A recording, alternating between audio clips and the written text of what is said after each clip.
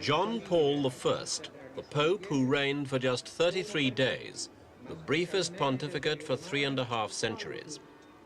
In terms of policy, he will always remain the unknown Pope, but his impact was enormous, especially after the intellectual austerity of Paul VI. John Paul's humility, directness, and lack of pomp immediately endeared him to the world's 700 million Roman Catholics. Without any warning, a massive heart attack ended his sunny reign, and once again the ritual of mourning began. Huge queues of faithful Romans and tourists waited in torrential rain to pay their last respects.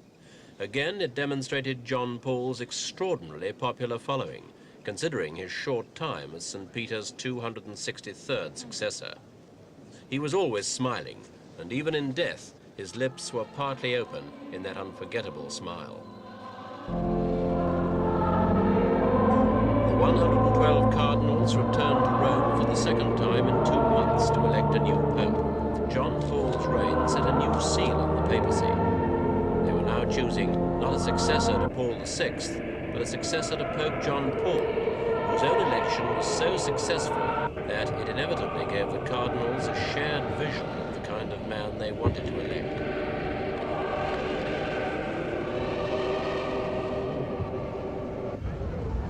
As the secret ballots were being cast in the Sistine Chapel, crowds stood anxiously in St. Peter's Square. According to tradition, black smoke produced by chemicals burnt with the cardinals' voting slips signifies an inconclusive ballot, and white smoke announces a new pope's been elected. The smoke intended to announce John Paul's election appeared grey, causing confusion among the waiting crowds. This time, the special stove and chimney were cleaned up to make the black smoke more black and the white smoke whiter.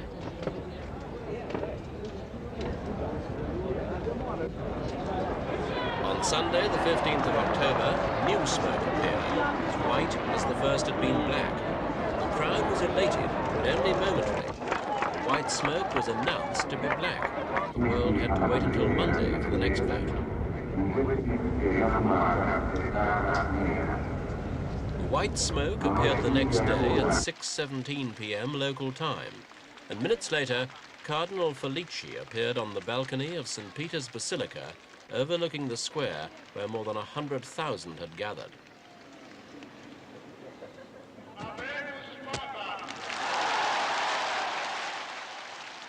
The crowd broke out into thunderous applause, but when it was announced that the new pope was not an Italian, the audience became noticeably apprehensive.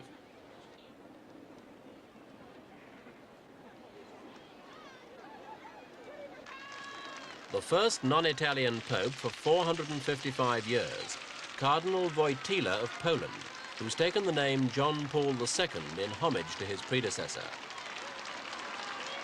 The crowd opened their hearts to him, waving and cheering, as if to make up for their initial lack of enthusiasm.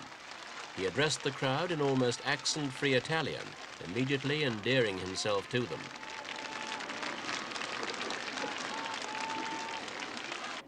Pope John Paul II hadn't even been mentioned as a dark horse candidate. As the cardinals left the Vatican, they had no doubts about their choice. The fact that he comes from a communist country hadn't influenced them. We look for a man of God, and we've got the man of God we want. And the meaning for church, for it's the same. Whether it be an Italian or non-Italian, it's the same.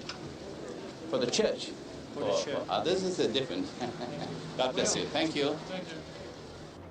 John Paul II is known as a conservative theologian, but socially he's a progressive, with the easygoing manner of the first John Paul. Well, I think all the important things have been covered already, but I would like to simply add the quality of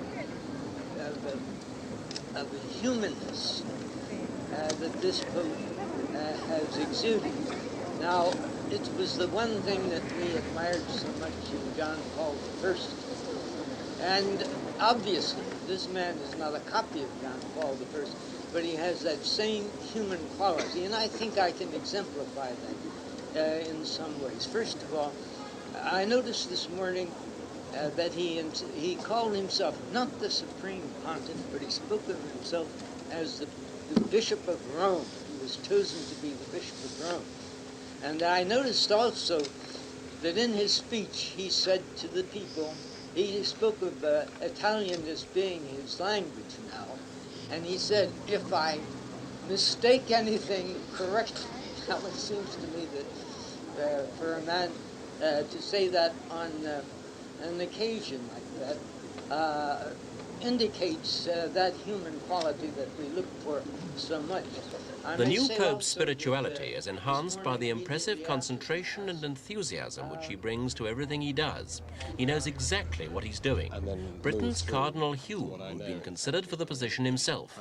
This is the kind of person with the experience he's had and the insight which I know him to have, who will be able to see his way through the kind of tensions that exist between the East and the West.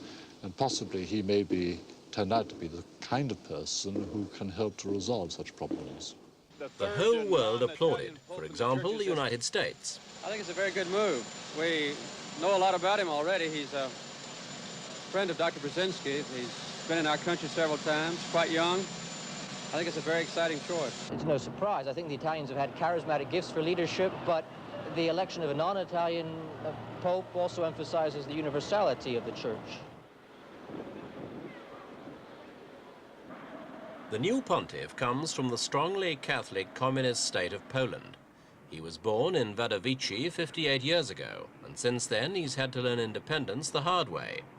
He saw his father killed by invading Nazi stormtroopers and was later ordered by the occupiers to work in a chemical factory. John Paul was ordained a priest in 1946 and became Archbishop of Krakow in 1964. Always fighting a constant battle against the communist regime of his homeland. Just before the war, he was a student at the university in Krakow, where he became a genuine intellectual and learnt several languages. His interests are wide-ranging and include the theatre, poetry and skiing. With John Paul as Pope, the Polish Church will be strengthened against the Polish state. It could also affect relations between Poland and the Soviet Union.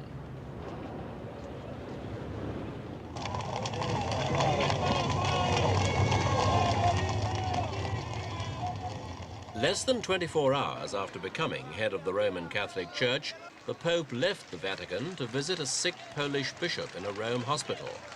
He was nearly mobbed by doctors, nurses and relatives, yet another display of the love he's already aroused in his followers.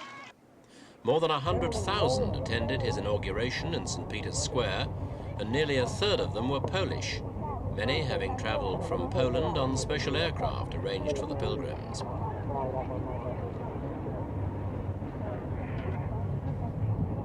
Like his predecessor, Pope John Paul II chose not to be crowned with the papal tiara. From his entrance to his closing line more than 3 hours later, observers say he showed complete mastery of the situation, unlike any pope within living memory.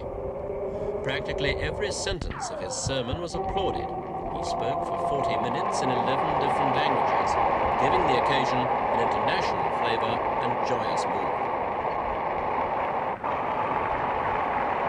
The Pope greeted the cardinals individually with an enormous show of affection and consideration for his predominantly elderly electors. John Paul's physical presence and assurance, like his sometimes disturbing instinct with the crowds, place him apart from any recent pontiff. As a non-Italian pope from a communist country, he'll give a new dimension to the political role of the Vatican. Church officials who know John Paul say he's strong-willed with great potential leadership, though it's not yet known in which direction he'll lead. By virtue of his experience and personality, one thing is certain. He'll tackle the problems of the Roman Catholic Church with both strength